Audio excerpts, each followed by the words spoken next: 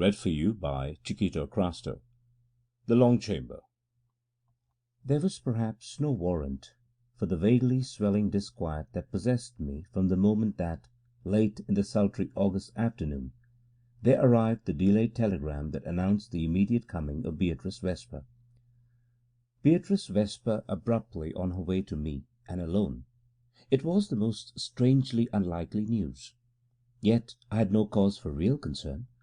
She would find ready conveyance over the 3 steep miles from the railroad, our pleasantly decaying village being unlinked with the contemporary world. And, as the others reminded me, it wasn't as though the redundant spaciousness of Burley House didn't seem to invite, almost to select and compel, unaccustomed guests, or as though the Long Chamber, our supreme source of pride, hadn't that morning received the final touches that consecrated it to the utmost hospitality we could offer. As for Beatrice, she would delight in the survival of Burley House as unfailingly as she herself would prove its most harmonious ornament. And that matter of ornament wasn't one that David and I could have said to have taken at all lightly. How prodigally, how passionately we had spent our love and labour on the precious house, in the months since it had so unexpectedly fallen into our hands, only to admit to each other, at the end of it all, in almost hysterical dismay, that the stately interiors seemed always empty, however vociferously we strove to be at home in them. There were void, waiting spaces that not the sum of all our alien cheerful presences could fill. We had achieved a background, but a background for brilliant life, and it was as though we, living in terms of the palest prose, defiled past it almost invisibly. The truth was that we had established no spiritual tenancy, and that we didn't ourselves belong there. But though I was far from guessing with what mysterious tentacles the past would seize her, I knew that Beatrice Vesper would belong. It was plain enough, however, from the first sight of my old friend that she had come to me in no unhappy stress.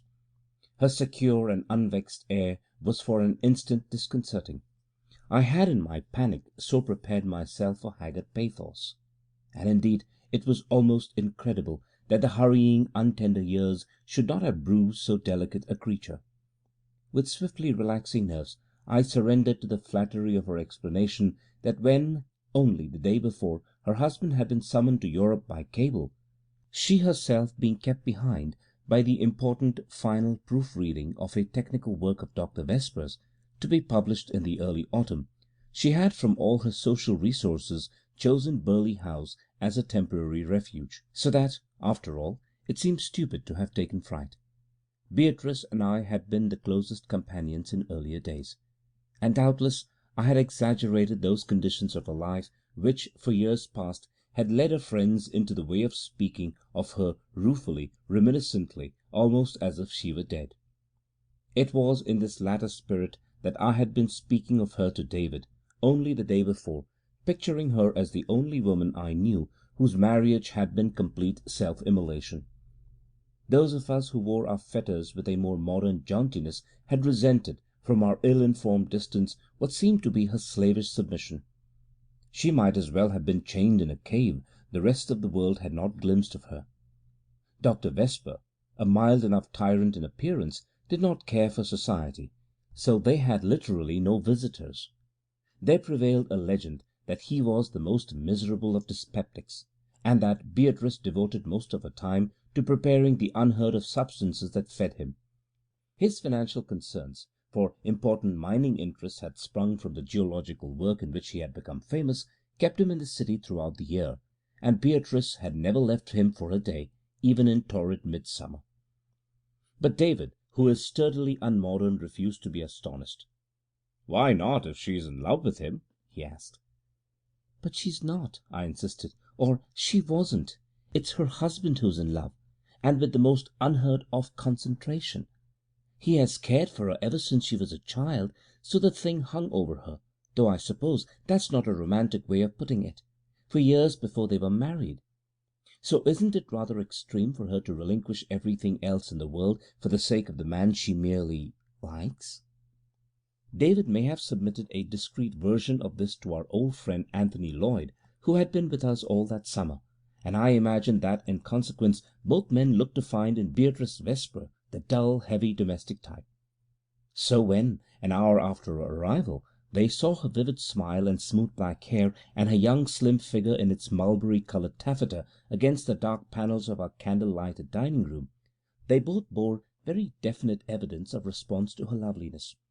Anthony even betrayed his admiration a shade too markedly, for he had rather an assured way of paying court to women who attracted him. But his advance was deftly and unmistakably cut off. Beatrice Vesper's wifely attitude remained true, I saw, to its severely classic pattern.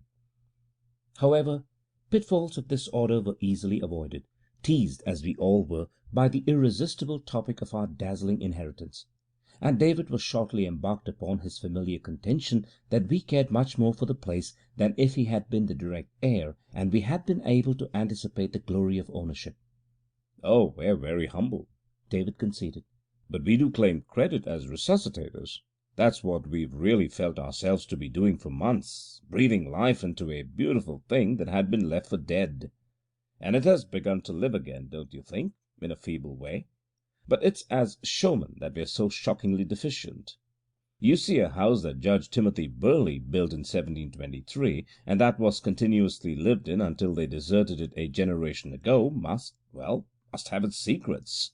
But we have to admit we don't know them." "Oh, do you think you can live here without knowing?" Beatrice broke out with an intensity that surprised us all. "You'll divine them if you learn them in no other way. Family traditions can never be smothered, you know. They cling too imperishably." "But the legend famine has already been relieved," Anthony announced. "Or we assume that it has. At least we found a group of old trunks filled with papers, and they've all been assigned to me to dig secrets from. I'm going to begin in the morning." "It's not that Molly and I haven't longed to dig for ourselves," David hastily defended us, "but we haven't had time. And as for divination, our imaginations lack the necessary point of departure because our cousins have kept all the portraits. That's the really serious gap, you'll notice, in our conscientious furnishing, that apparently we've sprung from the soil, that we haven't an ancestor, though of course we have seen the old pictures long ago, or I have." "Oh, what were they?" Beatrice began. "Mrs. Vesper, need you ask?" Anthony interrupted. "Wigged men with heavy, hawk-nosed faces." "And meek-eyed women," David assented, laughing. "Yes, they do look like that mostly. The Burleys were a formidable race, and their wives must have been unnaturally submissive." "But that's according to the colonial portrait painters' conventions," Anthony argued. "The very earliest of your portraits must have been painted less than 200 years ago. Well, that's time enough for fashions in portraits to change, but do human beings alter essentially? The old Burleys cannot have been so different, inside their colonial purple and fine linen, from you and Molly. Your hawk-nosed grandfathers must have enjoyed a joke now and then, and those meek-eyed Patiences and Charities, mustn't they have had their emotions?" "There must be conditions so harsh that emotions remain latent," I suggested carelessly. But Anthony never missed an occasion to dogmatize after his own fashion. "I admit there are temperaments that cannot love, for instance, but to those that can the opportunity doesn't fail." "But surely," he roused me to protest, "there is a type of woman who never learns her own capacity, who remains ingenuous, undeveloped." "Only until her appointed time," Anthony extravagantly persisted. "What you are trying to express," David flouted, "is the old-fashioned schoolgirlish belief in predestined lovers. And perhaps it has remained for you to explain what happens in case the predestined lover dies." "In that case he'll come back from the dead to teach her." But this point was made amid a shout of laughter, and we all conceded that the subject had been carried as far as it could be. Almost immediately after dinner, Beatrice confessing that she was very tired, I rather self-consciously took a pewter candlestick from its stand in the lower hall and guided her upstairs.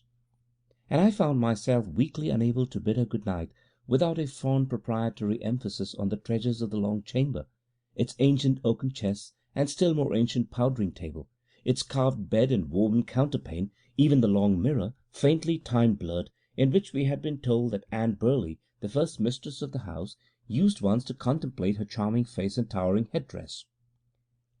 Then, of course, it contains her image still. Beatrice's smiling, confident glance seemed to penetrate with singular ease the delicate clouds with which 2 centuries had lightly flecked the glass. I shall see it, of course, after she gets used to me. I wonder if this was her room. That is one of the thousand things we don't know, I lamented. But it may well have been. It is the finest, we think, of all the rooms. Judge Timothy's lovely young wife should have had it. Don't you think it's almost heartless to have preserved her mere possessions? Beatrice admonished me, and yet allow the memories of her life to be so scattered? We must gather them up and piece them together. Reconstruction ought not to be too difficult in her case, I laughed. I imagined she was a simple creature. It was our household custom to breakfast in our rooms, and after that to pursue our independent occupations throughout the greater part of the day. But Beatrice's proof sheets and documents, which were of the most inordinate bulk, and which further depressingly renewed themselves by express every few days, often consumed her evenings likewise. It had struck me that we might achieve an arid semblance of friendly intercourse if she would assign to me some clerkly and mechanical part of her labours. But I saw from her look that it was as though I had asked a priestess to delegate me her hieratic function. Her fealty to a dingy religion of ink and paper and chemical symbols was inflexible, and unreasoning, I thought, since it had cost her the look of freshness and vigour she had worn on coming to us. The thing was consuming her. Her altered face told the story. 2 weeks, indeed, after she had come, I realized that we had not yet had a comfortable talk together. What, after all, did I know of this new Beatrice, except that her highly decorated presence justified our otherwise empty splendour, and that for her own part she was working herself into an illness? She had come to us, she said, for rest and country peace and a season of friendship, but it was patent to the point of irony that she was profiting by none of these, and I did confess to myself, I remember, a secret hurt that there were so many days when she was unable, or ostensibly so, to join us at the hour of frank idleness when we took our tea under the oak tree on the lawn, and when we always, sooner or later, fell to talking about our somewhat shadowy guest. "Is it I whom Mrs. Vesper is avoiding?" Anthony asked rather wistfully one afternoon. "I'll admit I didn't seize her tone directly she arrived, but I have it now, completely. She would find me irreproachable if she could only mingle with us a little. How comforting it would be if she had a human liking for tennis and riding." "My dear Anthony, I don't think she knows you are under the same roof, except when she sees you at dinner," I assured him. "But she's under the thrall of an inhuman husband who is overworking her from the other end of the world and practically denying us any share in her." "Are you sure it's overwork?" David demanded. "And not the beginning of typhoid? She does look downright ill, you know. My own impulse would be to send for a doctor. Could there be anything unwholesome about the house, any 18th century germ that has escaped our scourings?" We all brooded for a moment on the possibility this opened. "Do you think distraction would help her?" Anthony asked. "Because I have it here." He tapped his breast pocket triumphantly. "I've patched together in the last few days a good part of the history of Burley House. I had not meant to tell you yet, but secrecy is consuming me." "Dole the stories out to us one at a time," David lazily suggested, his interest half paralyzed by the sheer weight of the August atmosphere. "We'll inaugurate a series of nights, if not 1001, then as many as you please. And you'll begin tonight, of course. Can you go as far back as Judge Timothy?" "Yes, if you would rather begin there, though I hadn't planned." "Then it's settled," I interrupted. And this was indeed so precisely what we had all been thirstily waiting for, that I thought it a sufficient pretext for disturbing Beatrice on the spot. Moreover, David's hints had freshly stimulated my own smouldering anxiety in regard to my friend. I had been too passive. I should have forced her to spare herself. The unnameable fears that I had felt on the day of her arrival recurred and pierced me. In the long chamber I found her rather wearily putting away her work for the day. She stood by her table, a slender drooping figure with a sheaf of fluttering papers in her hand, and faced me, still without the look of affectionate welcome I had so missed of late, merely with a sweet patience and courtesy. I should perhaps have approached my end by gentle, gradual arts, but my concern for her abruptly overflowed in unconsidered words. I begged her to admit to me that she wasn't well, that I might insist on proper care for her. I blamed bitterly my own laxity in allowing her to wear herself out as she had done. The publication of her husband's book on a certain day could not, I urged, be a matter so imperative that she must sacrifice her youth, her life to it. By every obligation of our old friendship I implored her to entrust herself to me, and I laid especial stress on my responsibility to her absent husband. "You were all vigour and loveliness when you came to us," I reminded her, "and now you are so changed." She looked at me in a half startled fashion as I said this, and a dim, ambiguous smile trembled on her lips. "Yes, he will find me changed." She spoke thoughtfully, but quite without emphasis. "But that is something I must face alone." If she had said no more than this, she would have left me with the impression that the distant Dr. Vesper was a subtler Bluebeard. And indeed a look of secrecy and dread that I now for the first time caught flowing darkly over her candid face was wretchedly that of the wife who had opened the forbidden door and is haunted by the intolerable knowledge that must shortly betray her. Could it, after all, be a worse than physical suffering that was draining her eyes of their look of life? She had begun to move uneasily about, and I felt that she would have been glad to have me leave her. But unable longer to endure the intervening shield, I made a desperate effort to demolish it, to force her reluctant confidence, and with hot cheeks and trembling voice I stammered crude, disconnected sentences on the frequent failure of men to understand women and situations, on the indulgence with which we were forced to regard many masculine traits. "Oh, you have thought of that," she interrupted me almost shrilly, "that my husband caused me suffering. Why, Molly, I supposed you knew, that everybody knew, how utterly, stainlessly good he is. It is I, oh, always I, who fall short." She took my hand gently. "You must not go until I have told you how it is." And we sat down together. Much of what she then told me I did indeed already know, but under a different complexion from that with which she now invested it. How at 19 she had married Edward Vesper almost frivolously, with no sense of sacredness, lightly assuming, though this was of course true enough, that she was bestowing a blessing by becoming the wife of a man for whom she felt a merely childlike affection. How afterward she had discovered that the marriage had been urged, hurried by her poor desperate mother, who with 4 younger children was at the end of everything, and how Dr. Vesper's money had supported them all ever since. Then I saw, Beatrice slowly went on after a little, though I saw what the words were costing her, how narrowly my own foolish ignorance had saved me from baseness. I had married for my own advantage a man who gave me perfect love.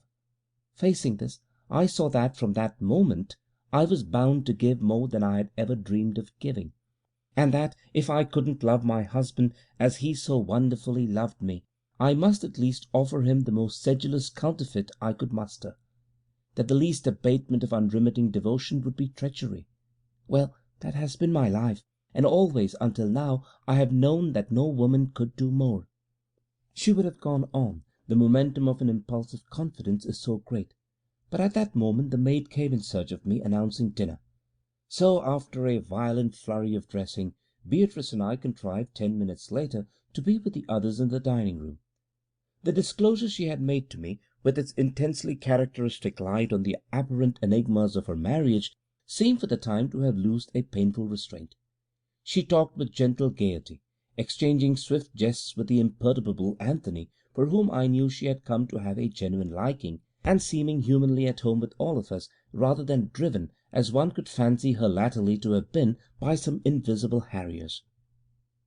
It even seemed natural and expected when, after dinner, Beatrice, who had so often spent her evenings alone, chose to seat herself at the old spinet and coax from it a few dim spectral chords. "There's the prelude for your story, Anthony," David remarked when she had finished. "It's a perfect one," Anthony declared. Those are, of course, the very sounds with which Anne Burley beguiled her solemn days." I had caught a note in his voice that awed me a little. "Anne Burley! You're to tell us of her. Then it won't, of course, be a cheerful story. Why is it that it has always been she, rather than any of the others, for whom our hearts have vaguely ached?" "Cheerful? But of course not," Anthony rejoined with energy. "It can't be that you wanted me to discover simple tales of domestic lethargy. That isn't the sort of thing that leaves its impress on a family and a house. That wouldn't be a story." Then, as we urged him to begin, he altered his tone and turned to David a serious face. "You'll have to understand," he said, "that I'm taking a great liberty with you and with your ancestors. This story that I've made out, and that I'll repeat to you, is, as a matter of fact, very largely inferred. It's by no means an explicit tradition. But the inference seems to me so plain, and after living here in the house it is oddly so credible, and, well, you must forgive me if, after all, you prefer to leave the inference unformulated." None of us spoke, and I let my sewing drop in my lap. "As you know," Anthony began, "Judge Timothy Burley married Anne Steele when she was 17. A year or two afterward, when they were living in this new and splendid Burley house, Sophia Steele, the young wife's sister, came to pay a visit. In this young girl's diary, which tells us so much and which I have had the astonishing fortune to discover, she records her impression of her sister, who looked very maidenly, though the wife of so great a man and the mistress of so fine a house. But I won't read you her crabbed little sentences. You can see them for yourselves later. I'll simply try to make a connected story. Judge Timothy does not appear to have markedly played the lover to his charming little bride, but Sophia heard him praise her for her obedience, saying that it was the prime virtue in a wife. I had supposed that the housewives of that day had exacting responsibilities, but possibly because it was so fine a thing to be the judge's wife, or else because her youth exempted her, little Mistress Burley seems to have had abundant leisure. She would play the spinet for hours at a time, or she would sit with her baby boy. "The boy must have been Colonel Jonathan," David, who has always been rather too fond of facts, interposed. "Anne Burley had but one child." "You see her, don't you, as I do?" Anthony went on.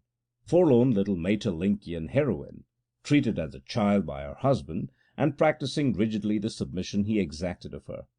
It must have been a dull household, in spite of the splendid entertaining that took place at intervals, or Sister Sophia wouldn't have had so much leisure to write in a diary.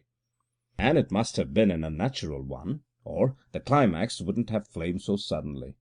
Something had to happen in such a house, and it did happen, as I make out, when a young relative of the Burleys from Virginia came north to seek advancement in the law through his distinguished relative, the judge. This young man, Brian Calvert, was asked to Burley House as a guest. It is very plain that he was keenly admired from the first by little Sister Sophia, who meticulously described his height and beauty and merry manners. The judge, I imagine, did not diffuse much merriment through the house, but the Virginian probably didn't see little Sophia. His attention was too completely and frankly absorbed, so she stayed apart, a sad, involuntary little spy, not critical or even fully comprehending, but vaguely and innocently envious, I gather, of an unknown mysterious thing with which the air about her had suddenly become surcharged. Anne Burley herself, poor child, was doubtless almost as far from understanding what had befallen her. At all events, there seems to have been no concealment. Anne and Calvert spent long days together, sitting under the trees in the garden. No one knows whether he said a word of love to her. I could almost believe that he did not. But the young innocent creatures were none the less firmly in the grasp of the elemental force that was about to shatter them. It may have been love of the kind that absolutely cannot yield to reason, and that could never adapt itself to a slow cooling and decline. "Of course they had to die," Beatrice Vesper broke in. "One cannot love like that and live." Her voice held sombre secrets. It was as though she was speaking of something intimately real. I tried to see her face, but the shadow veiled it. Anthony paused for a moment, as though he too were amazed at her interruption. "Yes," he said, "there had to be a tragic issue." The happenings of a certain day were told long after, but vaguely, in Sophia's journal. Perhaps the child herself only suspected. One day Brian Calvert was ill and remained in his room. When evening came, Anne suggested taking some supper to him. The judge reminded her, and rather ungently, that such an errand was for a servant to perform. An hour later she burst into her sister's bedroom in a passion of fear. She had for the first time eluded and disobeyed her husband, taking to Calvert's room a porringer of gruel she had made herself.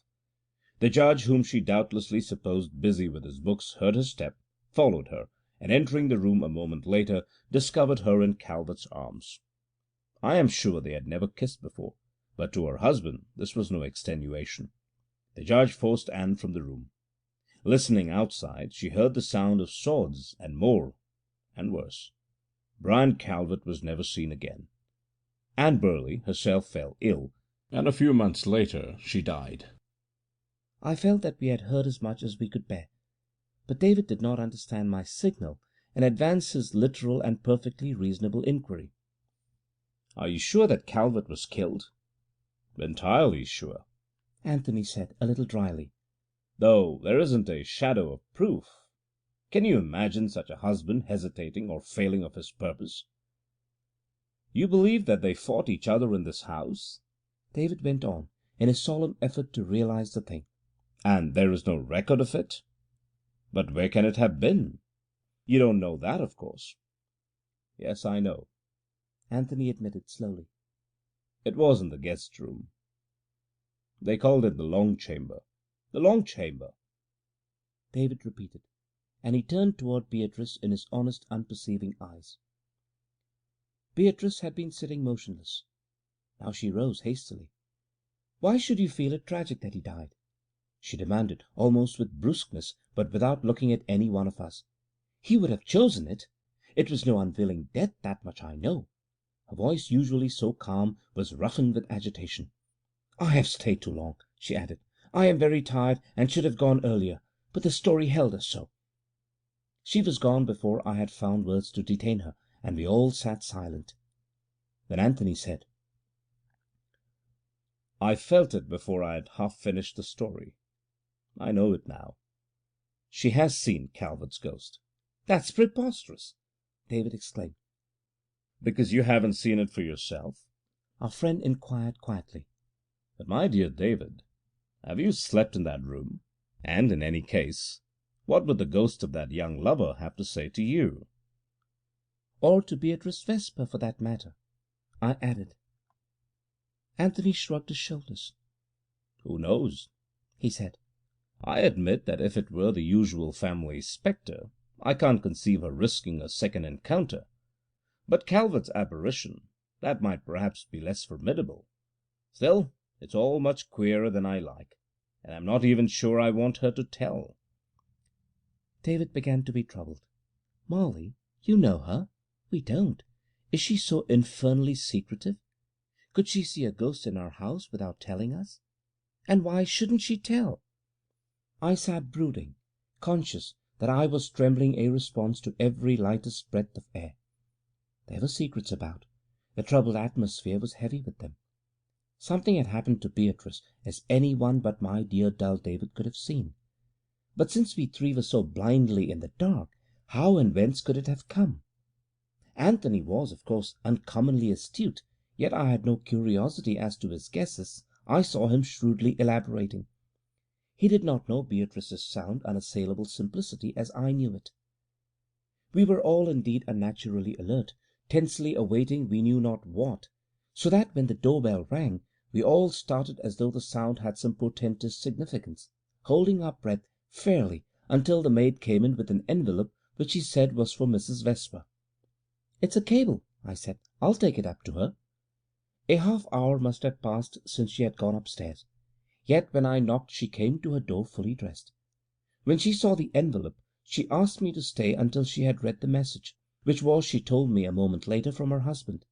He was sailing, and would arrive in a week. With a sense of relief that was almost disloyal, I welcomed this definite prosaic event. At least it would dissipate the vapours that had gathered. "Can't we send for him to come directly here?" I suggested. "Must you meet him in New York, when it is so hot and you're not really well?" She laid her hand gently on my arm, instinctively trying to soften the harsh abruptness of what she was about to say. "Why shouldn't I tell you? I shall never see him again." The words sounded so unreasoning that I felt myself growing literally cold. "But, dear Beatrice, it was such a little time ago, in this very room, that you told me of his goodness and his love, and of the obligation they imposed on me. But now, if I can't fully meet them, I'm not the same." Her phrases were still without meaning to me. I tried vaguely to protest. "But your courage!" Oh, I had courage for a lifetime, but I was mercifully blindfolded. Now, when I know— Anthony's confident statement recurred to me, precipitating dim, suspicious intimations of my own. "Beatrice, what is it that you have learned to know?" I demanded firmly. "What is it that you have seen?" She cast a quick glance toward the old mirror, dull-rimmed, garlanded, in which she had gaily told me that she expected to see Anne Burley's childlike face. "Seen?" she repeated. "Oh, dear Molly, it's not alone what I have seen. But there is something that lives on here, in this room, of which I merely knew the name. I have felt it almost from the first moment, and there have been hours when I have so shared in it, when I have lived with an intensity I had never dreamed of." "Beatrice!" I pressed her for something more definite. "You have seen Anne Boleyn." "Oh, it's not she who has left the deathless element," Beatrice said. "It's the man who loved her, who loved so well that he did not need to live. You see, his love was so complete that it gained an earthly immortality of its own. It is here, now. I did not know such things could be. And oh, Molly, I have tried not to know. You have seen how I have struggled to fill up my time and thought with work. I have not welcomed this other new thing. I have shrunk from it, but it has seized me and stripped my eyes and dazzled them, and I know what love can be." "Brian Calvert has taught you." I could not help the words, and in spite of me they sounded like an accusation. "If it were only a lesson, I could unlearn," she answered quietly. "If I could only forget the sweet terror of it all." "The terror of dreams and visions. But, dear Beatrice, that fades and vanishes." "It is already vanished, but not before it has changed me past all helping.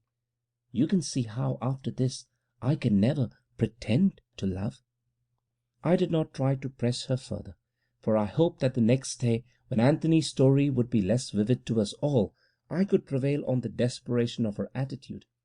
I did insist, however, that she should not spend the night alone, and she consented, after a little, that I should sleep with her. Or so at least we termed it. But my patient vigil told me plainly enough that poor Beatrice slept no more than I. It is true that I assumed, though how could I be sure, that I had dispelled her disturbing phantasms. I did not, though I lay there, expectant at her side, feel the clutch at my own heart of Brian Calvert's strangely inextinguishable love. And though in the first few pale moments of dawn I saw Beatrice's strained eyes bent steadily on Anne Burley's garlanded mirror, to me its unrevealing surface presented merely a reticent blur. It did not surprise me when, an hour later, Beatrice told me that she must leave Burley House that morning, and indeed it seemed that to let her go, out of reach of the ghostliness that had so preyed upon her sensitive spirit, was, at that critical moment, the best that I could do for her. Yet, strangely, even after all that she had told me, I did not guess into what utter darkness she was going. Immune as I then believed myself to spectral invasions of my own serenity, I did not know at that time, nor until long after, how the reverberations of spent lives may sometimes sound so loud as to muffle the merely human cry. All that Beatrice Vesper saw and felt as she sat in the long chamber and battled ineffectually with the insistent presence or presences that may have abided within the distances of the dim garlanded mirror is still, I know, beyond my vain conjecture. And there are certain bare and almost intolerable facts that seem indeed to close the door on such imaginings, for Edward Vesper never saw his wife again, and a month after Beatrice's going Word came to me that she was dead. We have closed the long chamber for all time. End of The Long Chamber by Olivia Howard Dunbar. Read for you by Chiquito Crasto, Lubbock, Texas.